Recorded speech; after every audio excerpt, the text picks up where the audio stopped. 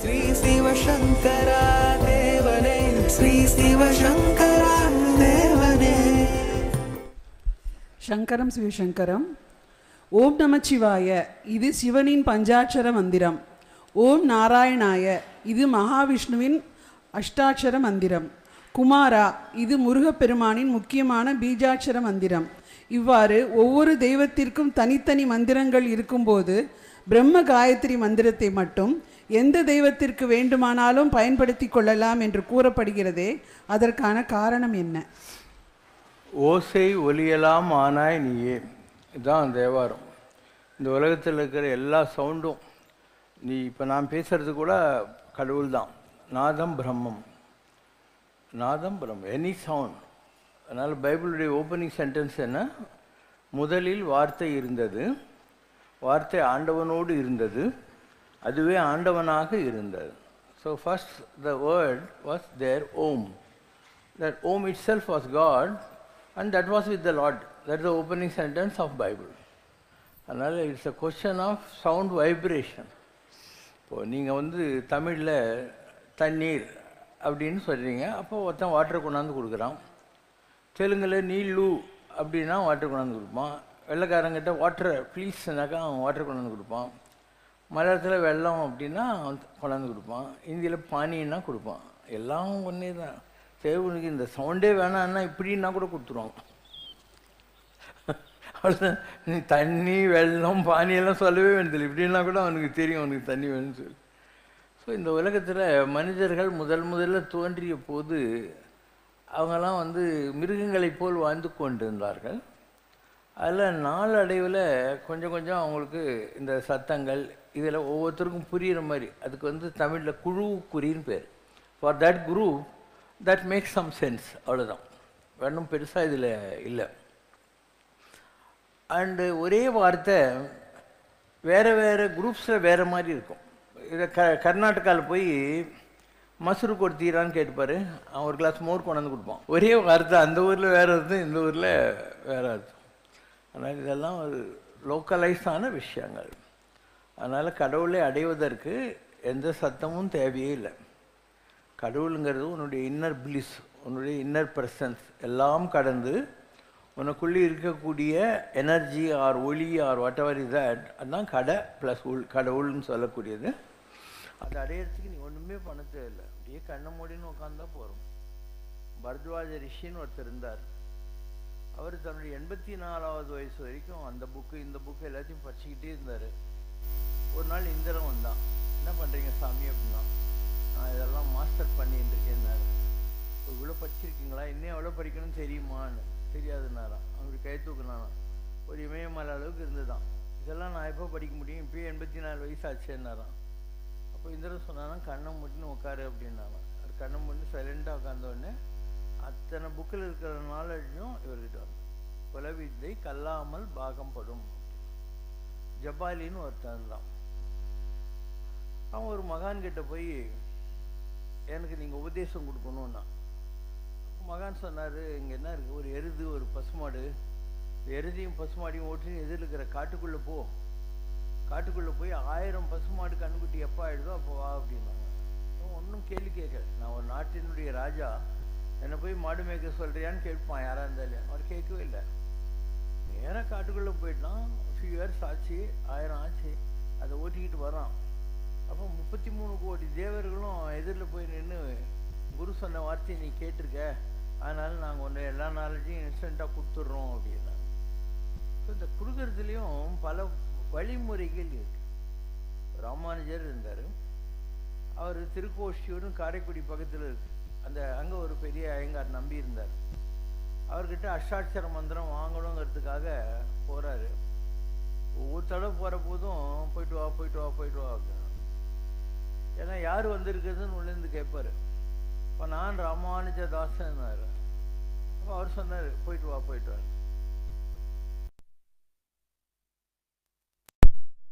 ராமானுஜதாசன் அடியேன்னு அவர் கொடுத்தார்.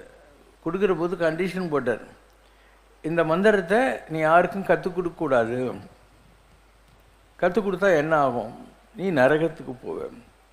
இந்த மந்திரத்தினால எனக்கு என்ன கிடைக்கும்னாரு, நீ வைகுண்டத்துக்கு போக. நேராக திருக்கோஷூர் சௌமியநாராயணன் கோயில் மேலே ஏறினார் கோபுரத்தில். எல்லோரும் வாங்க வாங்க உங்களெல்லாம் மோட்சத்துக்கு அனுப்பிச்சிடுறேன் அப்படின்னு. குரு வந்து என்னதான் சத்தியம் பண்ணி கொடுத்துருக்கே, யாருக்கும் மந்திரம்லாம் சொல்லித்தர மாட்டேன்ட்டு. நான் ஒருத்தன் நரகத்துக்கு போவேன், இவங்கெல்லாம் சொர்க்கத்துக்கு போயிடுவாங்க இல்லையா, பரவாயில்ல அப்படின்னாராம். இதுதான் ராமானுஜர் பெரிய ஆளானதுக்கு காரணம் வைஷ்ணவத்தில். ஸோ உலகம் பூராவும் தனக்கென வாழா பிறர்க்குரியாளர் உண்டாலம்மை உலகம். புறநானூறு. தனக்குன்னு வாழ மாட்டாங்க, மற்றவங்களுக்காக வாழ்வாங்க. அதனால தான் இந்த உலகம் இயங்குகிறது. அவங்களுடைய குவாலிட்டி ஆர் குவாலிஃபிகேஷன் எப்படி இருக்குமோ, இந்திரர் அமிழ்தம் உண்டல் எனினும் பழியுடன் வரின் கொள்ளலர் அயர்விலர் புகழெனின் உயிரும் கொடுக்குவர். இந்திரனுடைய அமிர்தமே கிடைச்சா கூட பழியோட வருதுன்னா வேணாம், நல்லபடியாக வருதுனாக்கா வாங்கிக்கிறேன் அப்படின்னு சொல்லுவாங்க. அதனால் உலகத்தில் இந்த மந்திரம் இதெல்லாம் வந்து செகண்டரி. ஒரு பிரிமிட்டிவ் சொசைட்டி இருந்தது. அவங்கள ஆரம்ப காலத்தில் அவங்களாம் சும்மா அந்த காட்டு மிராண்டிகளை மாதிரி வாழ்ந்துக்கிட்டு இருந்தானுங்க. அப்படி தான் இருந்தது. அதுக்கப்புறம் மெல்ல மெல்ல அவங்களுக்குள்ள புரியப்படுகிற பாஷைகள் வந்தன. அந்த பாஷைகள் வந்து ஆடு மாடுகள்லாம் மேய்க்கிறதுக்காக நதிக்கரை நாகரிகங்கள், ரிவர் பேங்க் சிவிலைசேஷன் வந்தது. அப்படி இருந்தவங்க என்ன பண்ணாங்க, ஒரு இடத்துல புல் இருந்துச்சுன்னா இன்னொரு இடத்துக்கு மாற்றுவாங்க கேம்பை ஆடு மாடுகளோடு சேர்த்து. இப்போ யாராவது இறந்து போயிருந்தான்னா அவனை போச்ச இடத்துல எங்கே போச்சோன்னு அடையாளம் தெரியணும் ஒரு கல் நடுவாங்க. அதுதான் நடுக்கல்லுங்கிறது. பிற்காலத்தில் இந்த நடுகல் வழிபாடு சிவலிங்க வழிபாடாக மாறிடுச்சு. இறந்து போன பெரியவங்களுக்காக அடையாளத்துக்காக நட்ட நடுகல் தான் பிற்காலத்தில் சிவலிங்கமாக இது பண்ண. அதனால் எந்த சிவன் கோயிலுக்கு போனாலும், இப்போ மயிலாப்பூர் போய் கேட்குறேன் இங்கே என்ன சுவாமி இருக்குன்னு, அவங்க சொல்லுவாங்க கபாலீஸ்வரர் அப்படின்னா. மெட்ராஸ்லேயே திருவொத்தியூரில் இருந்தால் படம்பக்கநாதர்னுவாங்க. அப்புறம் கபாலீஸ்வரர் சொல்லிட்டேன், வேங்கீஸ்வரர், வெள்ளீஸ்வரர், இந்த மாதிரி சொல்லிக்கிட்டே இருப்பாங்க. ராமநாதீஸ்வரர், காசி விஸ்வநாதர் அப்படின்வாங்க. எல்லாமே ஆவுடையார் மேலே ஒரு தானே, சிவலிங்கம் தானே. ஏன் ஒவ்வொரு இடத்துல போகிறாலும் ஒவ்வொரு பேர் சொல்கிறான்னா அதெல்லாம் வேறு வேறு. ஒரு தவநிலையை அடைந்த மகான்கள் எங்கே புதைக்கப்பட்டார்களோ அந்த இடத்துல அவங்களுக்காக ஒரு சிவலிங்கத்தை வச்சாங்க. ஸோ அந்த மாதிரி நீ எங்கெல்லாம் இன்றைக்கி சிவனை போய் கும்பிட்டுருக்கியோ எல்லாம் பெரிய பெரிய மகான்கள், சித்தர்கள், ரிஷிகள், முனிவர்கள் ஒடுங்கிய இடங்கள். அதனால தான் வேறு வேறு பேர்.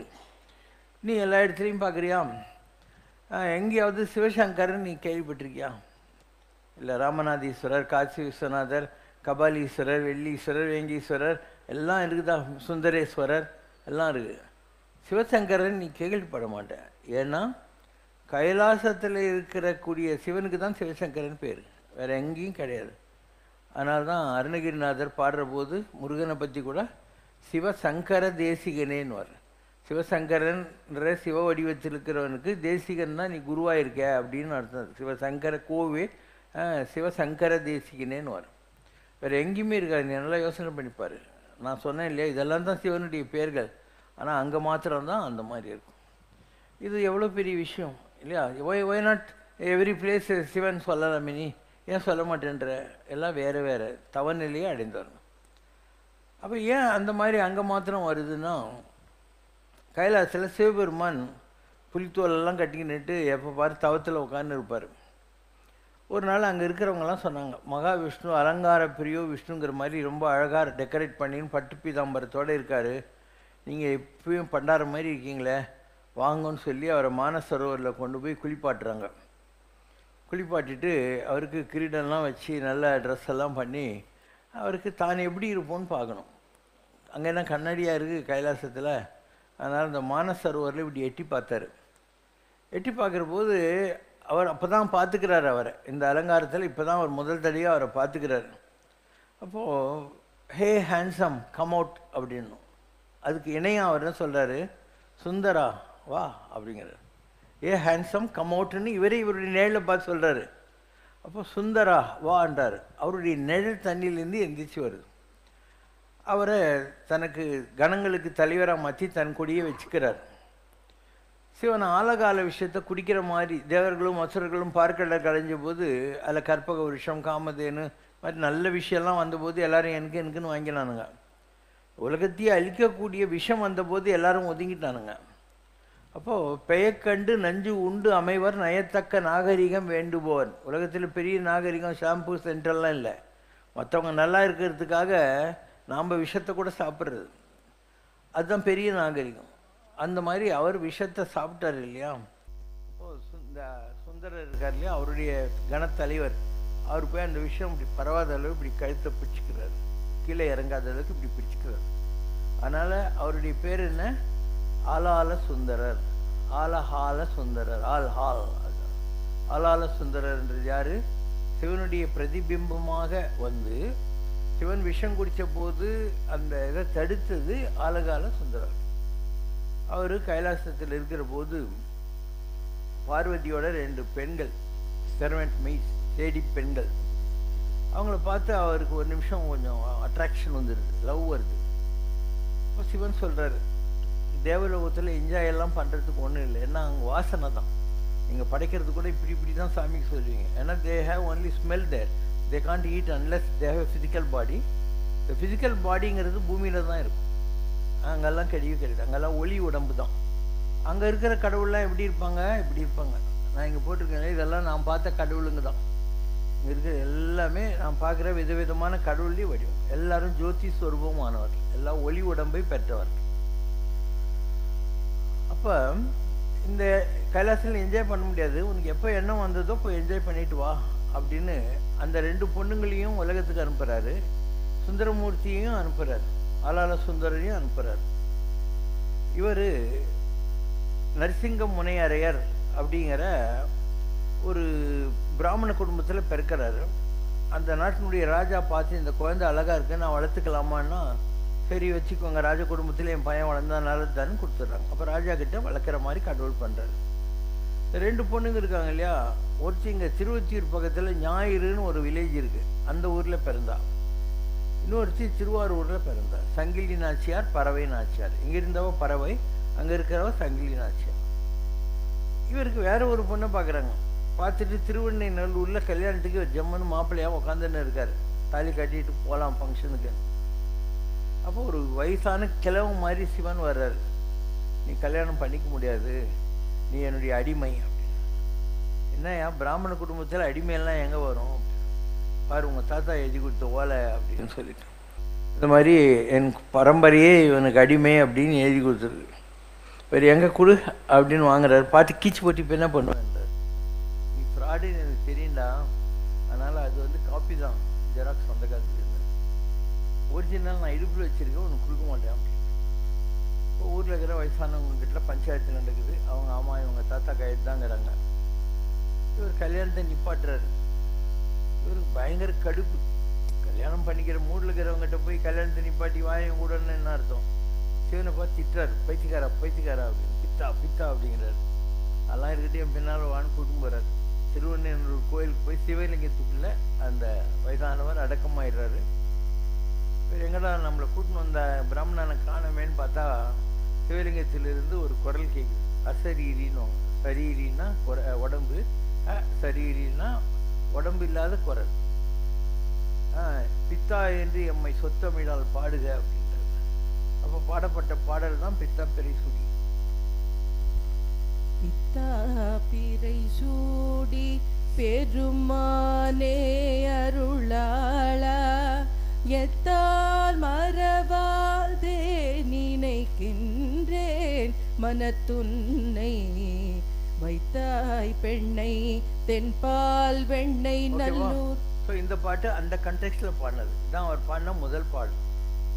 அதுக்கப்புறம் விண்ணூரும் மண்ணூரும் சுதித்தாலும் ஓதவரவா ஒரு சோழனுங்கிற மாதிரி கையிலே 6 ஊரர் தோழம் வேணுவாங்க. கைலாசத்தில் இருந்த சிவனுக்கும் சுந்தரமூர்த்தி நாயனாருக்கு இருந்தது ஃப்ரெண்ட்ஷிப்னுவாங்க, தோழமை அப்படின்னுவாங்க. வேறு எனக்கு பசிக்குதுன்னா சிவபெருமானே கொஞ்சம் இரு, மடப்பள்ளியில் சாப்பாடு நல்லா இருக்காதுன்னு அவரே பிக்ஷாடன கோலத்தில் போய் 4 வீட்டில் நல்ல சாப்பாடு கூட சாப்பிடுன்னு வரான். இவர் எனக்கு காசு இல்லை கஷ்டமாகுதுன்னா அவர் என்ன பண்ணுவாராம், அங்கே மணிமுத்தாரிலிருந்து ஒரு தங்க செங்கல் எடுத்து இந்த இதை வச்சுட்டு வந்தார். இவர் சொல்கிறார், இது எடுத்துன்னு போனால் வயலில் நான் திருவாரூர் போனோம், திருடனுங்க வந்துடுவாங்க. சரி நான் மணிமுத்தாரில் போடுறேன், எனக்கு கமலாளி தப்பக்குளத்தில் கொடுத்துருன்னு. அங்கே போய் கிடைக்கிறவர், இங்கே போட்டது மணிமுத்தாரில் விருதாசத்துக்கிட்ட அங்கே போய் கிடைக்கிறவர். அந்த பொண்டாட்டி சண்டை போடுறார், நீ திருவொற்றியூர் போய் வேற கல்யாணம் பண்ணிக்கிறேன், வீட்டு கதவு சாத்திடுறாவோ. அப்போ இவர் சிவங்கிட்ட போய், என்னையா நீ தானே கைலாசத்துலேருந்து எங்களெல்லாம் அனுப்பிச்ச, இந்த மாதிரி கதவு சாத்திட்டான். இப்போ சிவனே போய், அம்மா உன் கதையை சொல்கிறேன் கேளு, அந்த பொண்ணு திருவத்தியூர் பொண்ணும் நீயும் எல்லாம் அங்கே இருந்தவங்க தான் பார்வதிக்கு செவம் மேய்ஸு, இதனால தான் உலகத்தில் வந்துக்கிறீங்க, அவனா மன்னிச்சிடு அப்படின்னு சொல்லி அவங்க 2 பேரும் ஒன்று சேர்த்துக்கிறார். இவர் இப்படியெல்லாம் பண்ணுறாரு, சிவனை பெண்டு நிமித்தி வேலை வாங்குறாருன்னு தெரிஞ்ச உடனே அந்த காலத்தில் ஒரு இவரை மாதிரியே ஒரு பெரிய கலிக்காம நாயனார் இருந்தார். அவரும் பெரிய சிவபக்தர். அவருக்கு கோவம், அவருக்கு கடவுள் என்ன பண்ணுறாரு, இவங்க 2 பேரையும் ஃப்ரெண்ட்ஷிப் பண்ணும். அதனால் கலிக்காம நாயனாருக்கு தீராத வயிற்று வலி வர மாதிரி பண்ணுறாரு. ஸோ வயிற்று வலிக்கு இவர் கனவுல போய் சொல்கிறார், சுந்தரமூர்த்தி நாயனார் வருவான், அவங்க கையால் திருநூறு வாங்கிக்கலாம், வயிற்று வலி நல்லாயிடும். சுந்தரர்கிட்ட சிவன் சொல்கிறாரு, அவனுக்கு போய் திருநூறு உள்ள நல்லாயிடுவாங்க.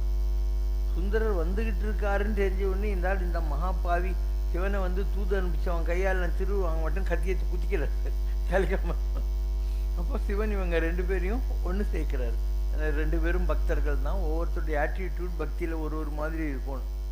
இப்படி எத்தனையோ விதமான அனுபவங்களை எல்லாம் இந்த உலகத்தில் கொடுத்துட்டு அவர் வந்த வேலை ஆகி போயிடுச்சு. அப்போ சிவன் சொல்கிறார், நான் ஒரு வெள்ளை யானை அனுப்புகிறேன், நீ அதை எடுத்துட்டு கைலாசத்தில் வந்துருன்னு. இவருடைய ஃப்ரெண்டு ஒருத்தர் இருந்தார், அவர் யார், சேரமான் பெருமாள் நாயனார்னு சொல்லிட்டு. ஸோ அவருக்கு என்னடா நம்மளை விட்டுட்டு போகிறாரு நம்ம தோஸ்து அப்படின்னு நினைக்கிறாரு. சுந்தரர் சொல்கிறாரு, நீ உன் குதிரை காதில் பஞ்சாட்சர மந்திரத்தை ஓதிட்டு என் பின்னால் வாடு. அவரே குதிரை காதில் நமச்சிவாயத்தை ஓதிட்டு இவர் வெள்ளை யானையில் போகிறாரு, அவர் குதிரையில் போகிறாரு, எல்லாம் கைலாசத்துக்கு போயின்னு இருக்காங்க. ஔவையார் இல்லை, பிள்ளையாரை பூஜை பண்ணிட்டு இருக்கா. மேலே இவங்க போகிறத பார்த்துட்டு, பிள்ளையாரே நான் இப்போ கைலாஸ் போகிறதுன்னு. பிள்ளையார் நீ பூஜை ஒழுங்காக முடியுன்றாரு. நம்ம பூஜை முடிச்ச உடனே தன்னுடைய தூக்கி அடிக்கிறாரு. இவங்க 2 பேருக்கு முன்னால் ஔவையார் போய் கைலாஸ் கேட்டில் உட்காந்துக்குது. அங்கே போய் எல்லாரும் ஒன்றாக சேர்ந்தார்கள் அப்படிங்கிற மாதிரி. ஒரு பக்தனுக்கு 4 நிலை இருக்கு. ஒன்று வந்து சிவபெருமான் கூட கைலாசத்திலேயே இருந்தார் இல்லையா, ஆளால சுந்தரர். அதுக்கு சாலோகம்னு பேர். சாலோகம் என்றால் அந்த கடவுளுடைய உலகத்தில் ஒரு மெம்பராக இருக்கிறது, சாலோகம். அதுக்கப்புறம் நீங்கள் நல்லா வேலை செஞ்சீங்கன்னு வச்சுக்கோ. இப்போ விஷ்ணு இருக்கான், இந்த பையன் இருக்கான், இவங்கெல்லாம் ஓடி ஆடி வேலை செய்கிறாங்க. அதனால கொஞ்சம் கிட்ட வந்துடுவாங்க. இந்த மாதிரி வந்து அதுக்கு என்ன பேர், சமீபமாக வந்தார்கள், சாமீபம். ஃபஸ்ட்டு மெம்பர், அதுக்கப்புறம் out of your performance you will be brought closer, that's called சாமீபம். எனக்கு ஒரு வேலை ஆகணும், நான் விஷ்ணுக்கிட்டேயும் இவங்ககிட்டயும் அங்கே போய் அதை சொல்லிட்டு வா, இவங்ககிட்ட அதை பண்ணிட்டு வான்னுவேன். அப்போ அவங்கள பொறுத்த மாத்திரம் பாபா அனுப்பிச்சிருக்காரு, அவ்வளோதான். They won't see Vishnu or Sivasankar, they will see Baba அனுப்பிச்சிருக்காரு. அப்போ என்ன, சாரூபம், தன்னுடைய ரூபமாகவே as a replica, as a part of அட்டர்னின்னு வச்சுக்கோயேன் போகிறது. அந்த வேலையை முடிச்சுட்டு திருப்பியும் ரிப்போர்ட் பண்ணணும், வாங்கிட்டு வந்துட்டேன் பாபா அப்படின்னு சொல்லி. அதுக்கு பேர் சாயுஜ்யம். ஸோ சாலோக சாமீப சாரூப சாயுஜ்யம்னு சொல்கிறது. ஆன்மீகத்தில் உன்னுடைய ஆனஸ்டி, உன்னுடைய எஃபிஷியன்சி, உன்னுடைய dedication counts, not personal preference. அதனால் சாலோக சாமீப சாரூப சாயுஜ்யம்னா இதுதான். இப்போ இந்த சுந்தரமூர்த்தி நாயனார் வெள்ளையானை ஏறி கைலாசத்துக்கு போயிட்டாரா, அது வரைக்கும் உனக்கு புரிஞ்சிச்சா? அண்ட் நான் ஊராக சுற்றி இருந்தேன் ஒரு 5 இயர்ஸ். காட்டுக்கு போகிறது, தனியாக உட்காந்துக்கிறது, இந்த மாதிரிலாம் ரொம்ப என்னை நானே வருத்தி தவம் செய்து கொண்டிருந்த காலம். அப்போ திருவண்ணாமலையில் ஒரு சாமி இருந்தாங்க, அவர் பேர் யோகி ராம் சுரத்குமார் சாமி, விசிறி சாமியார்னு வாங்குவார். அவர்கிட்ட நான் போனபோது அவர் சொன்னார், சிவசங்கரா you know Sundaramurthy Nayanar story. தெரிஞ்சா கூட சாமிங்கிட்டலாம் அதிக பிரசங்கம் பண்ணக்கூடாது, சும்மா இருக்கணும். அவர் ஏதோ ஒரு காரணத்துக்காக இந்த டாபிக் ஆரம்பிக்கிறார், கதையெல்லாம் சொல்கிறார். இப்போ நான் சொன்ன கதையெல்லாம் சொல்லிவிட்டு, சிவசங்கரா யூஆர் சுந்தரமூர்த்தி நாயனார், இதுதான் நடந்த மாதிரி சொல்கிறேன் நான். இப்போ நீ தான் சுந்தரமூர்த்தி நாயனாராக இருந்த, யூ நோ தட் அப்படின்றார். எனக்கு தெரியும், எனக்கு என்னுடைய எல்லா பிறப்பும் தெரியும். எனக்கு I had experience of death in 26 January 1984. இப்போ நான் இந்த உலகத்தில் என்னென்னவாலாம் பிறப்பெடுத்து வந்தேன்றதெல்லாம் எனக்கு தெரியும். ஸோ அவர் சொல்லிவிட்டு, this is that moment when Lord Shiva catches hold of Sundaramurthy Nayanar அப்படின்னார். அதுக்கும் நான் சும்மா உட்காந்துருந்தேன். அதுக்கப்புறம் அவர் சொன்னார், யூனோ ஆதிசங்கரா அப்படின்னாரு. ஆதிசங்கரர் காலடியில் பிறந்தார். அவங்க அப்பா இறந்துடுறாரு. ஆரியாம்பாள் கிட்ட இவர் நான் சன்னியாசம் கேட்குறாரு. அந்த அம்மா எனக்கு ஒரே பிள்ளைப்பா கொல்லி வைக்கணுன்ட்டு. இப்போது ஒரு தெய்வ நாடகம், ஒரு யானையோட காலை முதல்ல பிடிக்கிற மாதிரி ஒரு நாடகம் ஆடி, அம்மா நான் சன்னியாசமே சாகணும்னு ஆசைப்பட்றேன்னா சரி பண்ணிடுறான். முதல்ல காலை விட்டுடுது. அதுக்கப்புறம் இவர் சொல்கிறார், நான் சன்னியாசியாக போகிறேம்மா, உனக்கு எப்போ மரணம் வருமோ நீ என்ன நான் வந்துடுறேன்னார். அதுக்கப்புறம் இந்தியா முழுக்க போனார். சனாதன தர்மத்தெல்லாம் பரப்பினார். 4 மடங்களை எல்லாம் ஸ்தாபனம் பண்ணார். எல்லாம் ஆச்சு. அவங்க அம்மா வந்து நினைக்கிறா சாக போகிற நேரம் வரபோது. அவங்களுக்கெல்லாம் பவர் இருந்தது. ஆகாச மார்க்கத்தில் நேராக வந்து காலடியில் குச்சிடுறாரு. அப்போ ஊரில் இருக்கிறவங்கெல்லாம் சொல்கிறாங்க, நீ சன்னியாசி ஆகிட்ட, அதனால் உங்கள் அம்மாவுக்கு நீ வந்து கொல்லி வைக்கக்கூடாதுன்னுறாங்க. இவர் சொல்கிறார், அதெல்லாம் முடியாது, எங்கள் அம்மாவுக்கு நான் ப்ராமிஸ் பண்ணியிருக்கேன், அதனால் விற்பேன்னு. நாங்கள் சுடுகாட்டில் இடம் கொடுக்க மாட்டேன்றாங்க. அதனால் அவருடைய வீட்டு புழக்கடியிலேயே அவர் அவங்க அம்மாவை இது பண்ணுறாரு, எரிக்கிறார். இன்றைக்கும் நீங்கள் காலடிக்கு போகலாம். காலடிக்கு போனால் இப்போ புதுசாக கட்டியிருக்காங்க சிருங்கேரி மடத்துக்காரங்க பெரிய அளவுக்கு. நான்லாம் அந்த காலத்தில் போய் தங்கியிருக்கேன் காலடியிலெல்லாம். சின்னதாக ஒரு ராமகிருஷ்ண மடத்தில் எதிரில் ஒரு ரூம் கொடுப்பாங்க, அங்கே தங்கிட்டு அப்படி இருப்பேன். சின்ன கோயில் தான் இருந்தது. இப்போ நல்லா பெரிய லக்ஷ்மி விக்கிரகங்கள்லாம் வச்சு கட்டிட்டாங்க அந்த கோயில். அதே மாதிரி காஞ்சி மடத்துக்காரங்க ஒரு மான்யூமெண்ட் மாதிரி கட்டி அதில் ஆதிசங்கருடைய லைஃப் ஹிஸ்ட்ரியெல்லாம் எழுதி வச்சுருக்காங்க. சுற்றி வர மாதிரி ஒரு 3-4 மாடி இருக்கும். ஸோ இன்றைக்கி நீங்கள் அந்த சிருங்கேரி மடம் கட்டின அந்த சாரதா கோயில் இருக்கு இல்லையா, அதை ஒட்டி வந்தீங்கன்னா ஒரு சின்ன கோயில் இருக்கும். அங்கே போர்டு கூட இருக்கும். இந்த இடத்துல தான் ஆதிசங்கரர் கனகதாரா ஸ்தோத்திரம் பாடி தங்க மழை பெஞ்சது அப்படின்னு சொல்லுவாங்க. அந்த காலத்துலலாம் இறந்து போனவங்கள நடுகல்னுவாங்க. அதில் இன்ஸ்கிரிப்ஷன் இருக்கும், இது யாருடைய சமாதின்னு.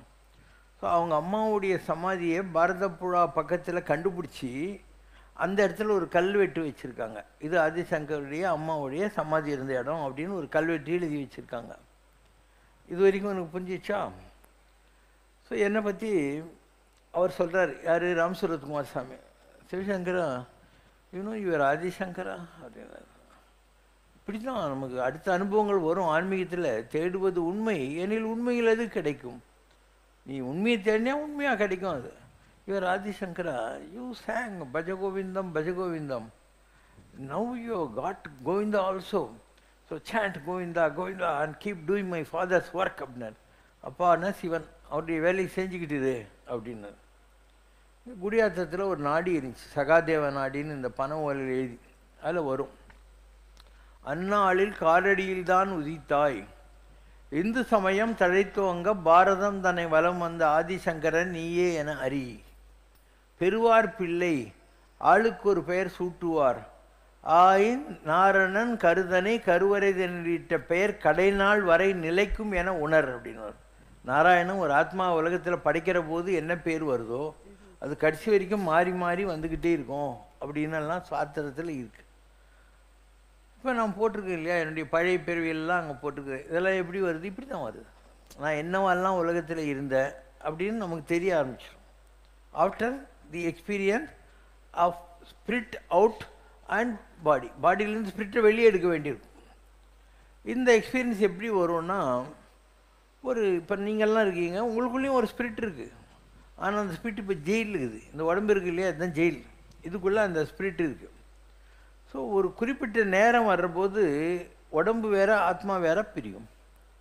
அந்த மாதிரி 26 ஜனவரி 1984 நான் அண்ணா நகரில் என்னுடைய பங்களாவில் இருந்தேன். அப்போ மந்திராலயம் ராகவேந்தர் சுவாமி வந்தார். வந்து உன் வந்த பாரு அப்படின்னாரு. நானும் ராகவேந்தரும் பக்கத்து நிற்கிறோம். என் உடம்பு இறந்து கிடக்குது. என் உடம்புலேருந்து ஒரு 5 தலை நாகம் வெளியேறி பழனி தண்டாயுதப்பணிக்கு இடது பக்கத்தில் போய் அந்த பாம்பு வேனிஷ் ஆகிட்டு தங்கமயமாக ஒரு சித்தர் தலையிலேருந்து கால் வரைக்கும் கோல்டு. அவர் சொல்கிறார், பௌர்ணமிக்கு 8 ரூபா, 11 பௌர்ணமி அப்படிங்கிறார். 8 ரூபான்னா எங்கள் சித்தர்கள் பாஷையில் அஷ்டமா சித்திகள். 11 பௌர்ணமிக்குள்ளே உனக்கு அஷ்டமா சித்திகள் கிடைக்கும் அப்படின்றது எனக்கு கிடைச்ச அந்த தரிசனம் மாதிரி எனக்கு கிடைச்சிது. நான் திருவண்ணாமலை போய் மலை சுற்றிக்கினே இருப்பேன். ஒவ்வொரு தடவை திருவண்ணாமலை மலை சுற்றிட்டு வீட்டுக்கு வந்தால் ஒரு அகல்ட் பவர் கிடைக்கும். ஈவன் செத்ததை எழுப்புற பவர் கூட வாங்கினேன். ஒரு கரப்பாம்பூச்சி ஃபுல்லாக பஜ்ஜி ஆகிடும். நம்ம உட்காந்து ப்ரே பண்ணோம். அப்போ அது திருப்பியும் அசம்பிள் ஆகி நல்லா ஆகிட்டு போகும்.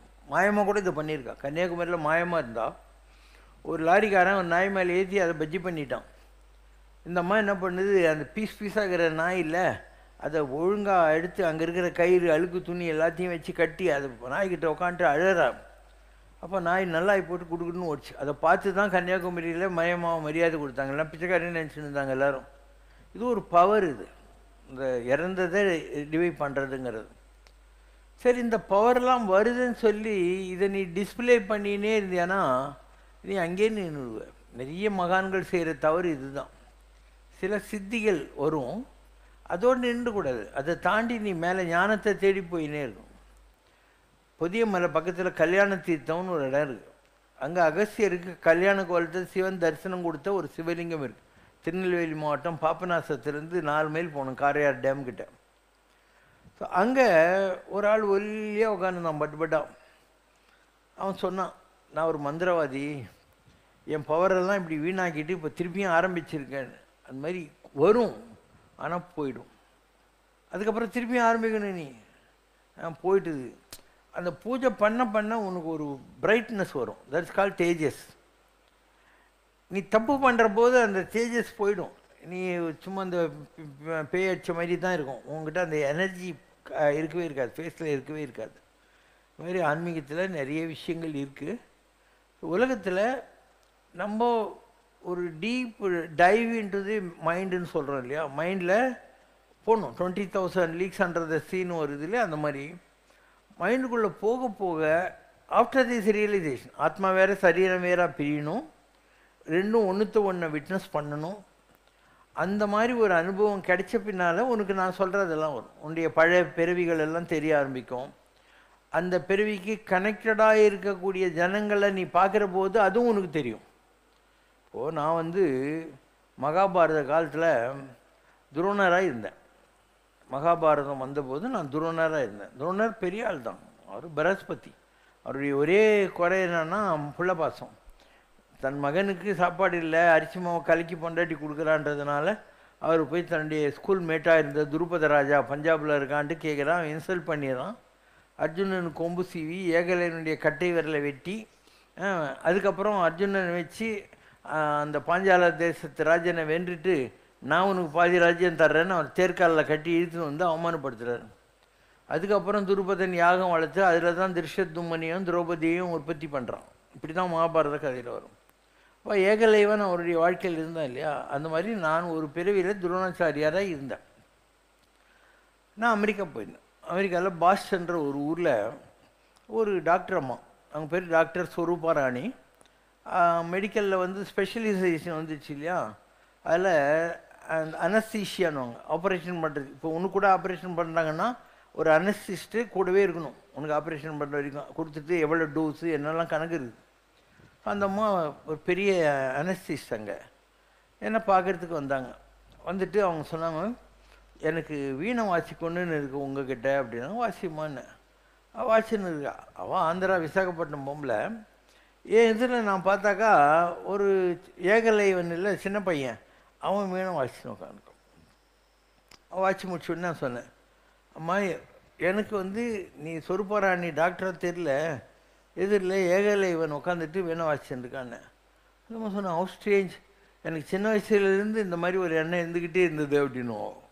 இப்படி உலகத்தில் நம்ம எல்லாரும் தெரிஞ்சவங்க தான். உண்டதே உண்டு, உடுத்ததே உடுத்து, உரைத்ததே அடுத்தடுத்து உரைத்து, கழிந்ததே கடவுள் நாளெல்லாம். So we all know each other. அதனால தான் நம்மலாம் மீட் பண்ணுறோம். அண்டு எப்போ மீட் பண்ணுறதுக்கு கணக்கு இருக்கும். இப்போ திருஞான சம்பந்தருக்கு 3 வயசில் சீர்காழி குளத்துக்கிட்ட இருக்கிற போது சிவனும் பார்வதியும் ஞானப்பாலை கொடுத்துட்டாங்க. உடனே இவர் தோளுடைய செவியன் ஜெயிஞ்ச படிக்க ஆரம்பிச்சிட்டாரு. 3 வயசில் அவருக்கு ஞானம் கிடைக்குது. ஒரு ஆதிசங்கரருக்கு 16 வயசில் கிடைக்குது. இயேசுநாதருக்கு 32 வயசில் கிடைக்குது. எனக்கு 36 வயசில் கிடச்சிச்சு. இது ஒவ்வொருத்தருக்கும் இதுக்கு முன்பிறவினுடைய விட்ட குறை தொட்ட குறையில் கிடைக்கும். எடுத்த உடனே கிடைக்காது. உன் குழந்தை கொண்டு போய் ஒரு 2 அடி அடித்து சீர்காழி குளத்தில் உட்கார வை, ஒன்றும் வராது. இது இந்த பாட்டில் மூடி திறக்கிற சமாச்சாரம். பாட்டில் மூடியை நான் திறக்கிறேன், விஷ்ணு திறக்கிறேன், இந்த பையன் திறக்கிறான், யார் கையிலும் போனோன்னே திறந்துச்சு. அப்போ அவங்கள திறந்தாங்க. 3-4 பேர் ஏற்கனவே முயற்சி பண்ணி வச்சுருந்தாங்க. திறக்க வேண்டிய நேரம் வர்ற போது யார் கைக்கோ போயிடுச்சு. அந்த மாதிரி ஒரு ஆத்மா தன்னை அடையாளம் தெரிந்து கொள்ளவும் அறிந்து கொள்ளவும் எத்தனையோ பிறவி எடுத்து ட்ரை பண்ணுது. அதனுடைய கண்டினியூஸில் எவ்வளோ பாக்கி இருக்கோ அந்த ஏஜில் கிடைக்கும். அது 3 வயசாக இருந்தால் நீ ஞான சம்பந்தர், 16 வயசாக இருந்தால் ஆதிசங்கரர், 32 வயசாக இருந்தால் இயேசுநாதர், 36 வயசில் கிடைச்சா சிவசங்கர் பாபா. அதுக்கும் கணக்கு இருக்குது, எப்போ கிடைக்கணுங்கிறதுக்கு கணக்கு இருக்குது. அண்டு யாரெல்லாம் ஒரு ஆளுடைய ஆத்ம சாட்சாத்காரம் கிடைச்சப்புறம் வர்றாங்களோ அவங்களுக்கும் அந்த சாமிக்கும் சம்பந்தம் இருக்கும். 2 பேர் கனெக்ஷன் இருந்தால் தான் வருவாங்க. இல்லைன்னா மெட்ராஸில் 80 லட்சம் பேர் இருக்காங்க, எங்கிட்ட எத்தனை பேரால் வர முடியும்? நல்லா யோசனை பண்ணிப்பார். அப்போ கணக்கு இருக்குது, எப்போ வரணுன்றதுக்கும் கணக்கு இருக்குது, யார் வரணுன்றது கணக்கு இருக்குது. என்னை பொறுத்த மாத்திரம் நம்ம சேர வாரும் ஜெகத்தீரை தான், எல்லோரும் வரலாம், எல்லாருக்கும் ஒரே மரியாதை கொடுப்பேன். ஆனால் வர்றதுக்கு அவங்கக்கிட்டே இருக்கணும், அந்த ஆத்மாவில் பலம் இருந்தால் வருவாங்க. அப்போ நமக்கு அவங்களுக்கு கனெக்ஷன் இருக்கும், ஏதோ ஒரு பிறவியினுடைய விட்டுக்குறை தொட்டுக்குறை. அப்போ நம்மக்கிட்ட வந்தால் அவங்களுக்கு நல்லது நடந்துடும். அப்போ காக்கா உக்காடுற போது பனம்பழம் ஊந்துச்சா, பனம்பழம் உட்காடுற போது காக்கா உக்காஞ்சான்ற ரகசியம் இது வரைக்கும் யாருக்கும் தெரியாது. நீ என்கிட்ட வந்ததுனால உனக்கு நல்லது நடந்ததா, இல்லை உனக்கு நல்லது நடக்கணுன்றதுனால என்கிட்ட வந்ததா யாருக்கும் தெரியாது. ஆனால் நடக்கும். இது ஆன்மீகத்தில் இருக்கக்கூடிய மிகப்பெரிய லெசன் இது தான். வந்தால் நடக்கும், உங்களுக்கு அதில் சந்தேகமும் தேவையில்லை. ஒன்றுமே பண்ண தேவையில்லை, கனெக்ஷன் இருக்குது இல்லை. அதனால் ஏன் என்கிட்ட வர்றேன்? ஒரு கிராமத்தில் ஒரு ஏழை பையன் இருப்பான். அந்த ஊரில் இருக்கிற நாயுடுவோ ரெட்டியோ மொழியாரோ, டேய் நீ நல்லா படிக்கிறேன்னு வாத்தியார் சொன்னார், நான் உனக்கு புக்கெல்லாம் வாங்கி கொடுக்குறேன், ஸ்கூல் ஃபீஸ் எல்லாம் கட்டிடுறேன், எங்கள் வீட்டில் வந்து சாப்பிட்டுக்கோ, நல்லா படுறா அப்படின்னு வரும். இவன் நல்லா படித்து பெரிய ஆளாகி கலெக்டர் ஆகிருப்பான். ஸோ இந்த கலெக்டரை பார்க்குறதுக்கு எல்லாம் லைனில் நின்று இருப்பாங்க, ஆளுக்கு ஒரு பெட்டிஷன் வச்சுன்னு. அதில் இந்த மொழியார் கூட இருப்பார். கலெக்டர் இப்படி போகிற போது இப்படி பார்த்துட்டு ரூம்குள்ளே போய் பெல் அடிச்சு பியூனை கூப்பிடுவான். அங்கே வந்து பச்சை ஷர்ட்டு போட்டுன்னு ஒரு இருக்கிறாரு, வேதாளத்தில் மொழியாரான்னு பார்த்து கூப்பிடுவான் அப்படின்னு. அவர் உள்ளே வந்த உடனே கலெக்டர் எந்திரிச்சின்னு, ஐயா நல்லா இருக்கிறீங்களா அப்படின்னுவான். இப்போ சொல்லுவேன், எனக்கு தெரியுதுங்களா, நான் தாங்க உங்களால் படித்து நீ கலெக்டர் ஆகிறேன், உங்களுக்கு என்ன வேணும் சொல்லுங்கள், நான் கையெழுத்து போடுறேன் அப்படின்னுவான். இப்போ கலெக்டர் எவ்வளோ யோகியனாக இருந்தால் அந்த ஏழை பையனை படிக்க வச்சு எல்லாம் பண்ணி துணி வாங்கி கொடுத்து புக்கு வாங்கி கொடுத்தேன், நன்றி ஞாபகம் வச்சுன்னு இவராக அவரை கூப்பிட்டுக்கிட்டு நல்லது பண்ணுறான் இல்லையா. அதுதான் ஆன்மீகம். ஒரு சாய்பாபாலேருந்து ராகவேந்தர்லேருந்து சிவசங்கர் பாபாலேருந்து எல்லாருமே கடவுளை தேடி ஜென்ம ஜென்மமாக அலைஞ்சின்னு இருந்தோம். இப்போ யாரெல்லாம் அவங்க வீட்டில் திண்ணையில் உட்காருன்னு சொன்னாங்களோ, ஒரு சாப்பாடு போட்டாங்களோ, மோர் வாங்கி கொடுத்தாங்களோ, அவங்கெல்லாம் இந்த உலகத்தில் பிறப்பாங்க. நான் அவங்களுக்கு பாக்கி வச்சுருக்கிறதுனால அவங்க என்கிட்ட வருவாங்க. அதனால் நான் தான் உங்களுக்கு பாக்கி, ஏதோ ஒரு பிறவியில் நான் உங்களுக்கு பாக்கி வச்சுக்கிறேன், அதனால் என்கிட்ட வர்றீங்க, நான் ஒரு நல்லது பண்ணி அந்த பாக்கி காய்ச்சிக்கிறேன். இந்த பாஷை என்னை தவிர யாரும் பேசியிருக்க மாட்டாங்க. அதனால் எந்த கோயிலுக்கு நீ போனால், எந்த சாமிக்கிட்ட போனால் அவங்களுக்கும் உங்களுக்கும் இருக்குது. கோடிசாமி இருந்தார் புரைப்பாளையத்தில். அவர்கிட்ட நான் சொன்னேன், சாமி நான் மகேந்திரகிரிக்கெல்லாம் போயிட்டு வந்துட்டேன் சாமி. என்ன எனக்கும் இப்படி தான் பேசுவார், எனக்கும் அங்கெல்லாம் போகணும் தான், இந்த ஜனங்களுக்கு கொஞ்சம் பாக்கி சாக்கி வச்சிருக்கிற, பைசல் பண்ணிட்டு போகலான் தான் இருக்கிறேன்னார். கோடிசாமி ஏன் உட்காந்துக்கிறாரு? எவ்வளோ பெரிய ஆள் அவர், 400 வருஷம் உயிரோடு இருந்தார். எதுக்கு உட்காந்துக்கிறாரு? இதே தான் கணக்கு. அவருக்கு யாரோ ஹெல்ப் பண்ணியிருப்பாங்க. அவர் ராமேஸ்வரத்தில் மண்டபங்கிட்ட ஒத்த காலில் நின்று சூரியனை பார்த்து சாமி கொண்டு பெரிய நிலைகளை அடைஞ்சவர். யாரெல்லாம் அவருக்கு ஹெல்ப் பண்ணாங்களோ அவங்களுக்கெல்லாம் அவர் நல்லது பண்ணணும், அப்போ தான் அவர் பேக்கப் பண்ண முடியும். அதுதான் லிபரேஷனுங்கிறது. கடன் பாக்கி இருக்கவே கூடாது. ஓ சாமிக்கிட்ட நான் ஒரு நாள் கேட்டேன், உங்கள் செருப்பு கொடுங்க சாமி, நான் பூஜை பண்ணுவேன்னு. இது நல்லதில்லை, தண்டையார்பேட்டை தாத்தா வக்கீல் ஏகாம்பரம் அங்கே போய் வாங்கிக்குவார். அந்த ஏகாம்பரம்ன்ற வக்கீல் வீட்டில் தண்டையார்பேட்டில் கோடிமகான் கொஞ்ச நாள் தங்கியிருந்திருக்கார். அங்கே பின்பக்கத்தில் ஒரு மரங்குது, அங்கே ஒரு முனீஸ்வரங்குது, அந்த முனீஸ்வரனே கோடிசாமி தான். ஸோ அங்கே போய் வாங்கிக்குவோன்றது. அவங்க ஒன்றும் லெட்டர்கிட்டலாம் ஒன்றும் கொடுக்க மாட்டாங்க. நான் பாட்டிக்கு வக்கீல் வீட்டுக்கு போனேன், யூனியன் கார்பரேட் இருந்துச்சு இல்லையா, முதல்ல அந்த கம்பெனிக்கு எதிரில். அப்போது கரெக்டாக நான் கோடிசாமிக்கிட்ட இருந்தபோது அங்கே இருந்த ஒரு ஆள் அங்கே வர்றான். ஆமாம் கோடிசாமி சொன்னார் இவருக்குன்ட்டு. இப்படி தான் இருக்கும் மகான்களுடைய லீலைகள், உங்களுக்கு புரியவே புரியாது. அவனே அவன் சொல்கிறான், ஆமாம் இருந்தார்னு. அந்த செருப்பு எங்கிட்ட இருக்குது, மேலே இருக்குது, போய் பாரு. இதில் ஒரு கண்ணாடி பேழைக்குள்ளே அவர் யூஸ் பண்ணுறக்குள்ளா அவர் போட்டு இந்த செருப்பு எங்களுக்கு கொடுத்தாரு. அது இங்கேருந்து வாங்கி சொன்னார், ஏன்னா அங்கே அவர் நடந்து நடந்து நடந்து அது அழுத்தமாக எல்லாம் இருக்குதுன்றதுனால கொடுத்துருக்காரு. இப்படி வாழ்க்கையில் எல்லாமே கண்டினியூவஸ் தான். யாரும் புதுசு கிடையாது, எல்லாரும் கண்டினியூவஸ் தான். உங்களுக்கு கல்யாணம் ஆகுது, உங்களுக்கு குழந்தைங்க பிறக்கிறாங்க, இதெல்லாம் கூட வசூல் தான். உனக்கு நீ 10 ஜாதகம் பார்த்துட்டு போய் யாரோ ஒருத்தர் தான் கட்டிக்குவேன். அதே மாதிரி குழந்தைங்க பிறக்கிறாங்க, அதுக்கும் கணக்கு இருக்குது. ஒரு ஐயர் இருந்தார், அவருக்கு 2 குழந்தை பிறந்துச்சு. அவருக்கு அந்த குழந்தைங்க பேசுகிற பாஷை தெரியும். அதனால் ஒரு டின் எண்ணெய் வாங்கினுவான்னாரு. ஒரு டின் எண்ணெய் ஃபுல்லாக ஒரு குழந்தைக்கு தேய்ன்னு தேய்ச்சார். லாஸ்ட் ட்ராப் எண்ணெய் முடிஞ்ச உடனே செத்து போச்சு குழந்தை.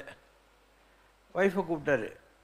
இந்த 2 குழந்தையில ஒரு குழந்தைய வளர்க்குறதுக்கு தான் நமக்கு வசதிக்குது. இவங்க 2 பேரும் பேசிக்கின போது நான் கேட்டேன், ஒரு குழந்தை கேட்குது நீ எதுக்கு வந்துக்கிறேன்னு. ஒரு டின் எண்ணெய் இந்த ஐடியா எனக்கு பாக்கி வச்சுக்கிறான், அதை வசூல் பண்ணுறதுக்கு வந்துக்கிறேன்னு சொல்லிச்சு.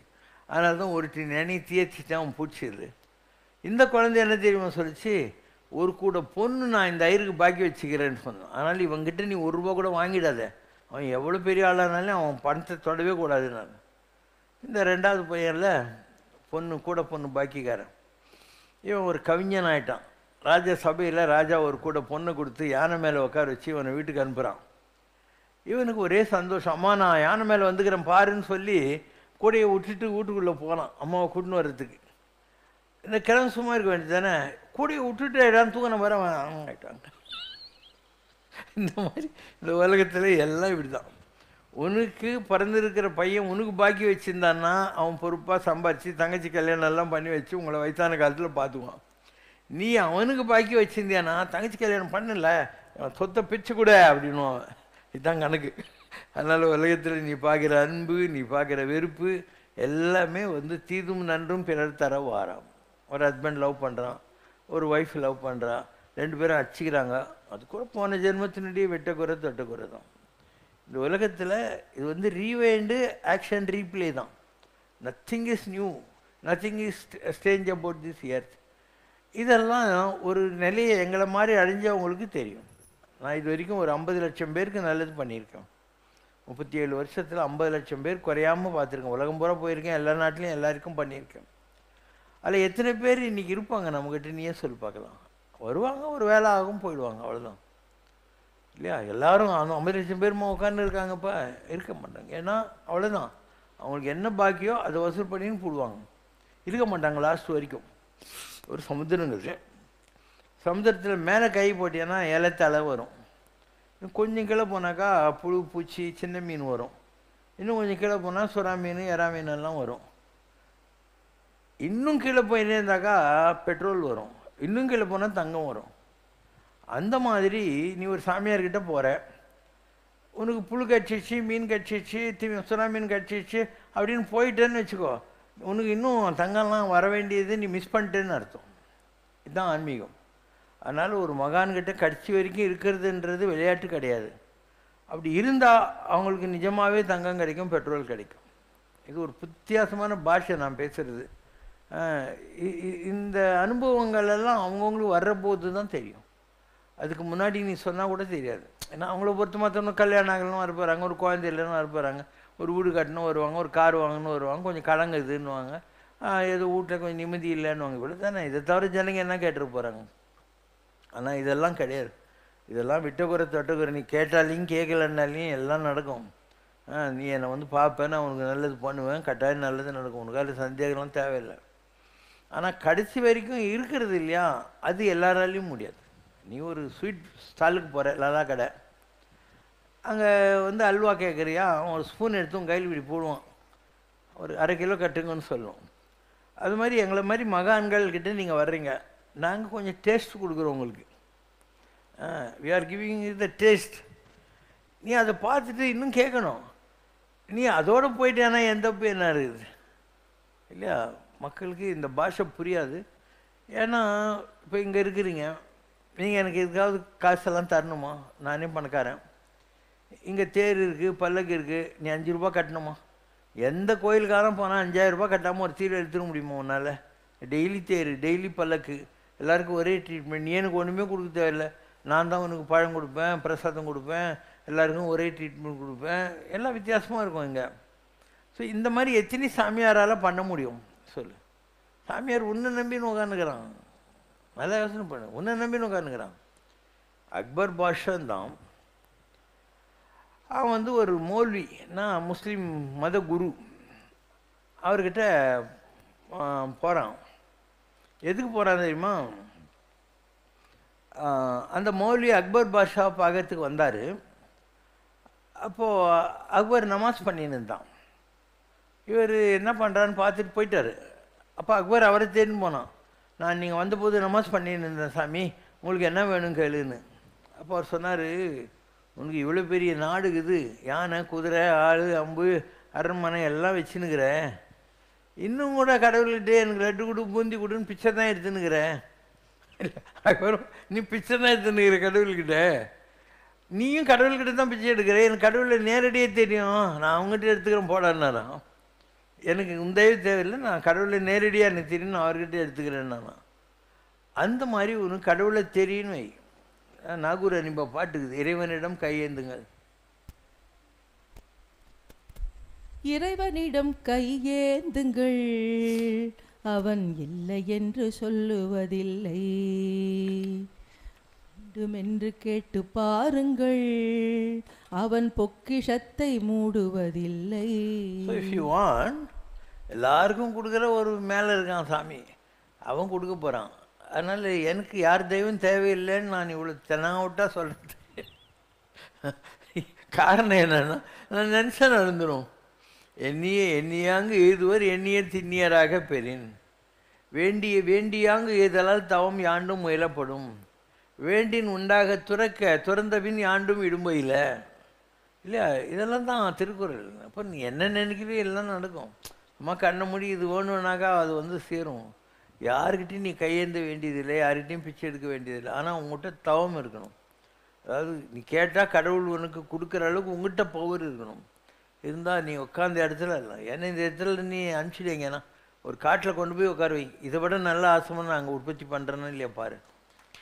இதெல்லாம் அப்படி தானே பண்ணேன். நான் ₹1 பேங்க்கில் கடன் வாங்கினதில்லை. பேங்க் மேனேஜர் தான் என்ன கேட்பான், உங்கள் டெபாசிட் எடுத்துடாதீங்க சார், எங்களுக்கு அக்கௌண்ட் க்ளோசிங் வருதுன்னுவான். ஸோ ₹1 கடன் வாங்காமல் இப்படி எப்படி உருவாக்க முடியும்னா சங்கல்பம் மாத்திரம். ராகவேந்திரர் யார்? நமதாம் காமதேனவே பஜதாம் கல்பவிருஷாய, கற்பக விருஷம் போல் காமதேனுவை போல செயற்படக்கூடியவர் ராகவேந்தர். எனக்கு இதெல்லாம் எடுத்து கொடுத்தது யார்? ராகவேந்திரர். அப்போ ராகவேந்திரருக்கு பின்னால் நான் வந்திருக்கேன். Raghavendrar got promotion as Ayyappa, Ayyappa got promotion as Poorna Brahmam. இதுதான் ஆத்மாவினுடைய பாஷை. ஒரு ஆஃபீஸில் கிளர்க்கு ஹெட் கிளர்க் ஆகிறான், ஹெட் கிளர்க் சூப்பரண்டென்ட் ஆகிறான். அந்த மாதிரி தான் ஆத்மாங்கிறது மாறிக்கினே இருக்கும், வேறு வேறு கண்டெய்னருக்கு போயிட்டே இருக்கும், ப்ரமோஷனல் லேடரில் ஏறிக்கிட்டே இருக்கும். சரி, நீ ஒரே ஆளை பார்க்க தேவையில்லை. கபீர்தாசராக இருந்தாலும் ராம் சரத்குமார் சாமி ஆகிட்டார். கபீர்தாசராக யார் இருந்தாங்களோ அவங்க ராம் சரத்குமார் சாமி ஆகிட்டாங்க.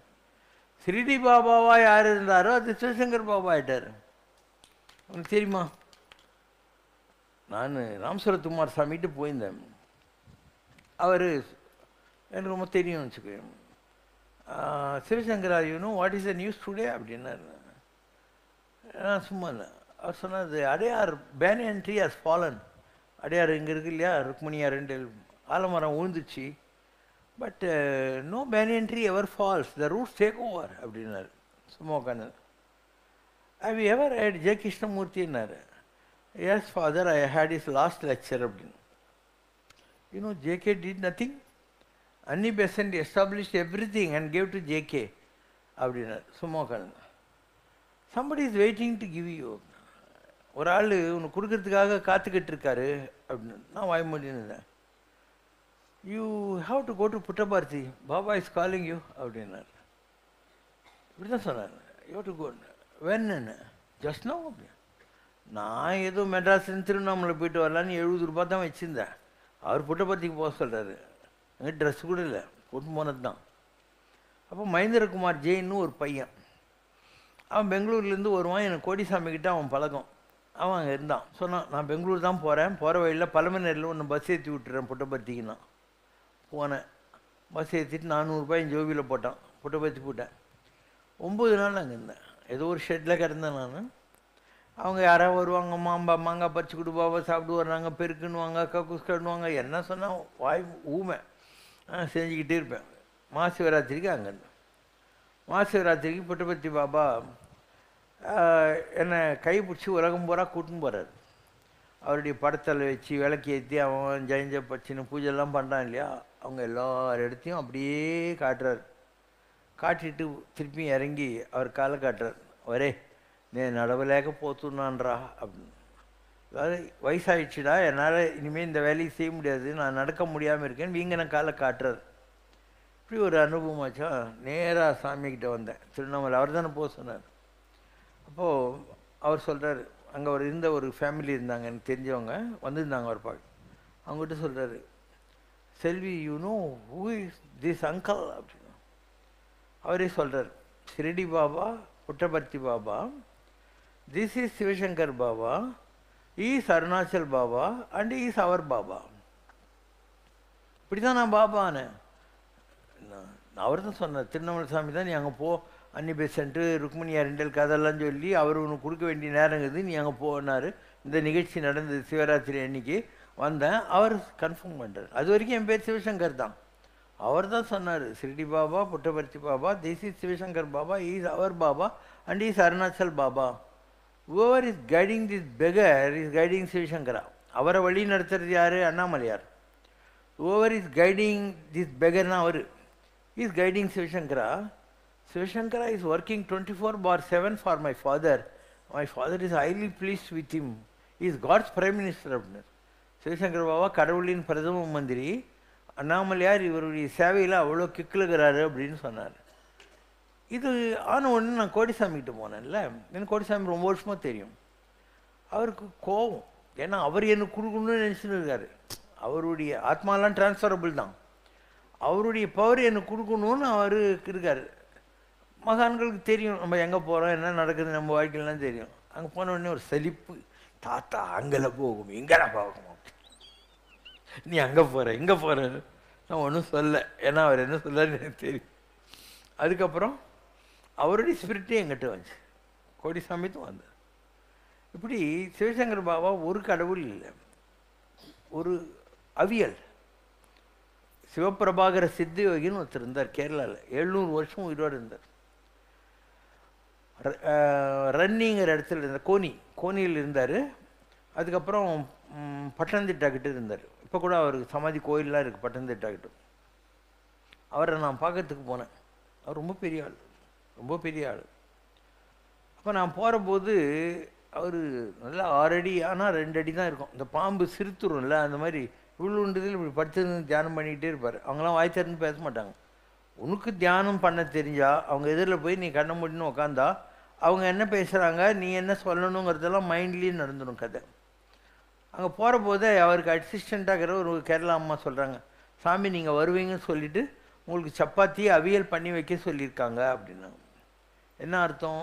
அவியல்னால் எல்லாம் கலந்தது, ஒன்றும் கிடையாது. அது அவருக்கு தெரியும், நான் வந்து டிஃப்ரெண்ட்டு எனர்ஜிஸ் உள்ளே வச்சுருக்கேன்னு சொல்லி. இது ஒரு எக்ஸாம்பிள். அதனால் என்னுடைய வாழ்க்கையில் நடந்த எல்லா அனுபவங்களும் இப்படி தான் இருக்கும். என்கிட்ட ஒரு பிறவியில்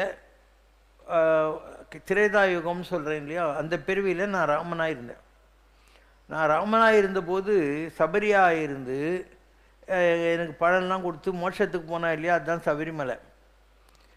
ஸோ அந்த அம்மா தான் கிருஷ்ணவேணி அம்மா, அந்த அம்மா தான் கிருஷ்ணவேணி அம்மா. இங்கே ராடசங்கிலி சீங்குழல் பொன்னையா சாமின்னு மதுரை பக்கம் ஒருத்தர் இருந்தார், சின்னம்மன் ஊர்கிட்ட. அவர் ராவணனாக இருந்தாள். பின்னால் கம்பரா வந்து ராமாயணம் எழுதினார். இங்கே மயிலாப்பூரில் குருஜி சுந்தரராமன் இருந்தார் இல்லையா, அவர் வசிஷ்டர். சேலம் ஸ்கந்தாசிரமத்தில் சாந்தானந்த சுவாமிகள் மகானந்தார் இல்லையா, அவர் விஸ்வாமித்திரர். இப்போ நான் சொன்னேன்ல உலகத்தில் எல்லாரும் திருப்பி வராங்கன்றது, உனக்கு என்ன மாதிரி அனுபவங்கள் வந்தால் தான் இதெல்லாம் புரியும். இப்போ சிவசங்கர் பாபா தான் செய்த தவத்துக்கு கிடைச்ச போஸ்டிங் என்ன, ராமர் கம் திருப்பதி பெருமாள் கம் ஹனுமான். எனக்கு எப்பயுமே குரு முருகன் தான். அதனால் அந்த ரூட்டில் கோடிசாமி கிட்ட தான் முருகர் இருந்தார். அந்த பவர் வந்து செஞ்சு இதெல்லாம் பார்த்துட்டு அம்பாள் இருக்கா இல்லையா, சிந்தாமணி கிரகம்னு ஒன்று இருக்குது.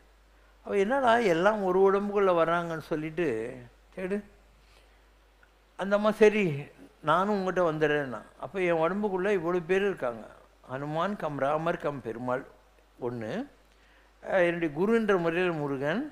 இதெல்லாம் வந்ததுனால ஆசீர்வாதம் பண்ணுறதுக்காக வந்த பராசக்தி. ஸோ இவ்வளவையும் நான் உள்ளே வச்சுருக்கேன். சொல்லு.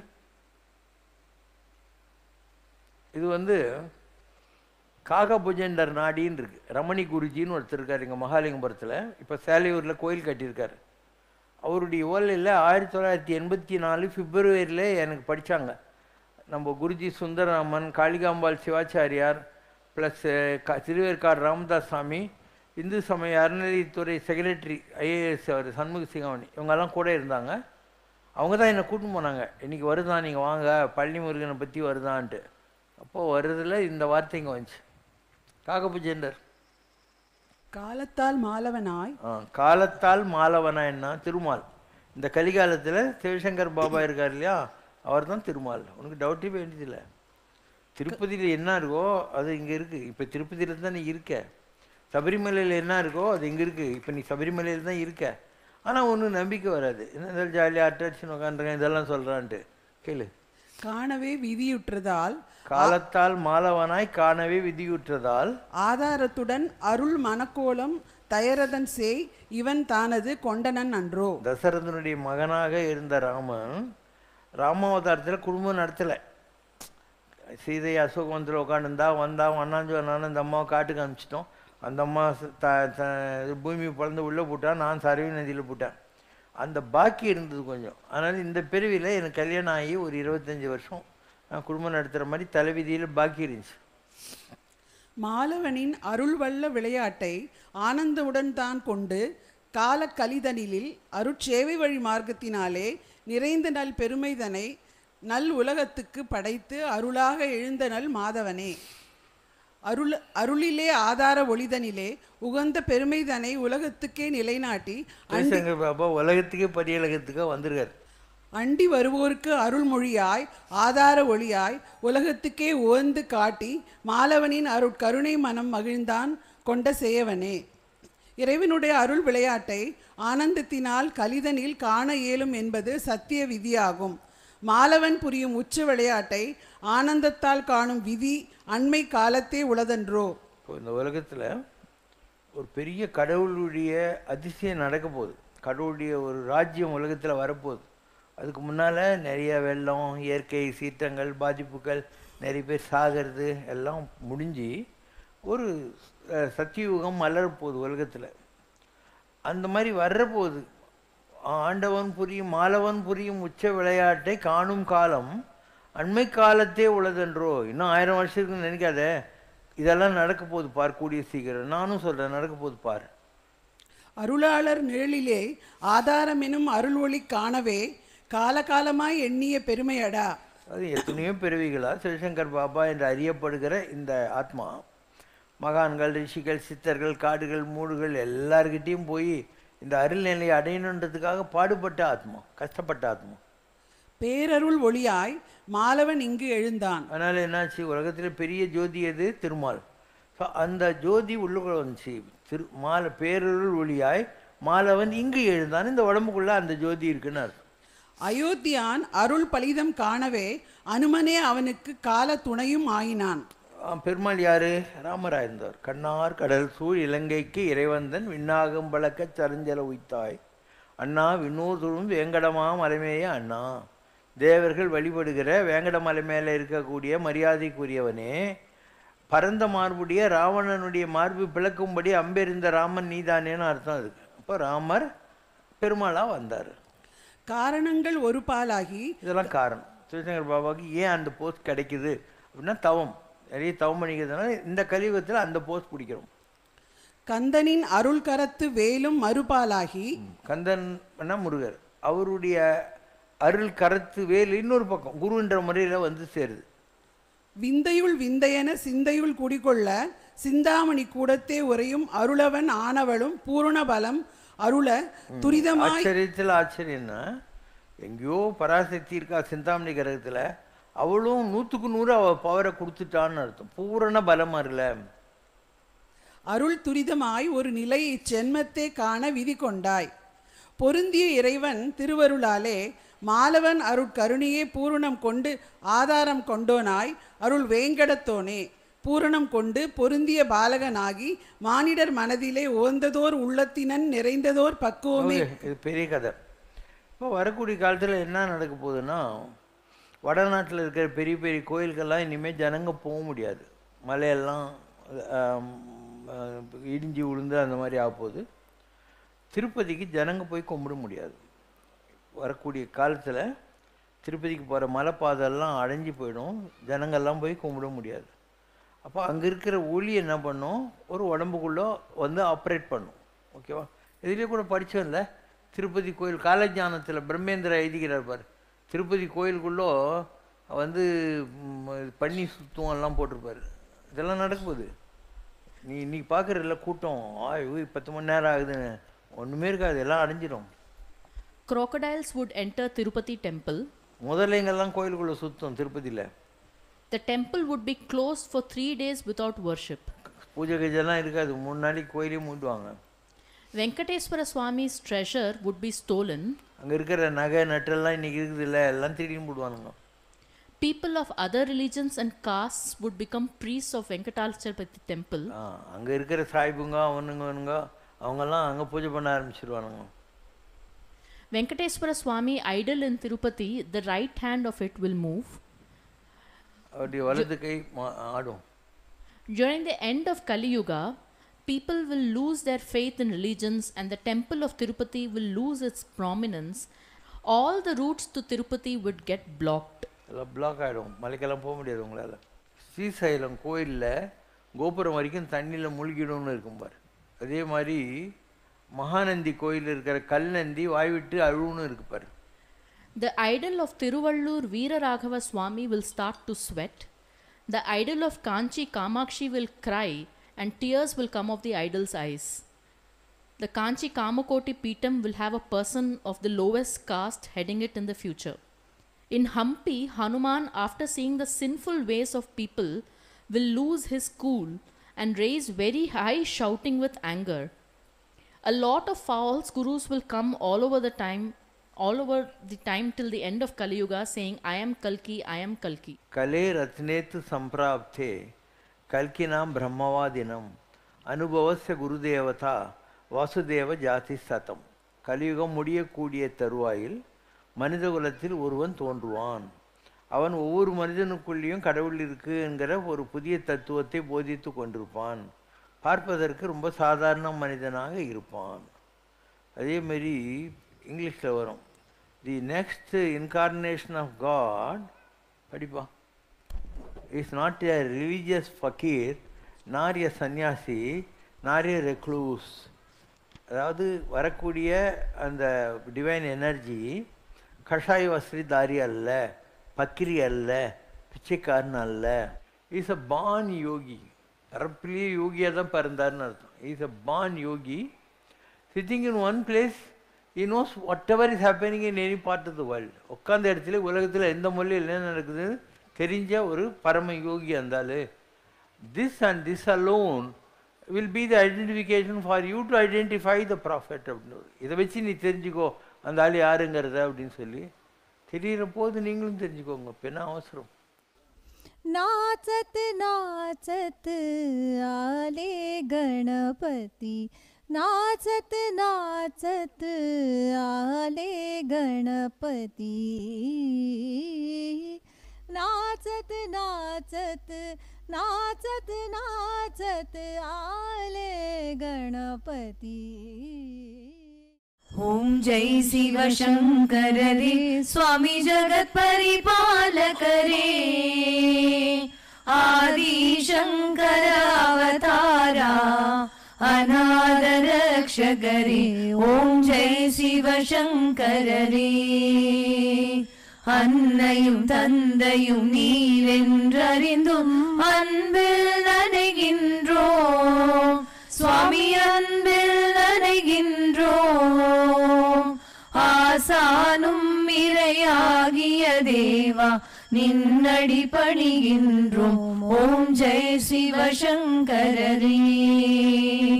நாராயண நாராயண ஓம் சத்ய நாராயண நாராயண ஓம் சத்ய நாராயண நாராயண ஓம். ஓம் ஜெய சிவசங்கரரே.